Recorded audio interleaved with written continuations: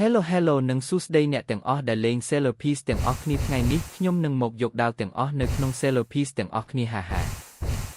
តោះជាដំបូងខ្ញុំនឹងមកយកដាវ Yamato សិន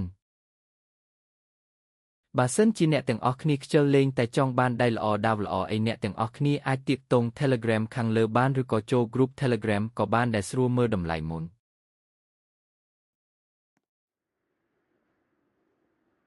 តោះយើងមកយកដាវស្វ័យនិង Gen Wolf 2ទាំងអស់គ្នាហា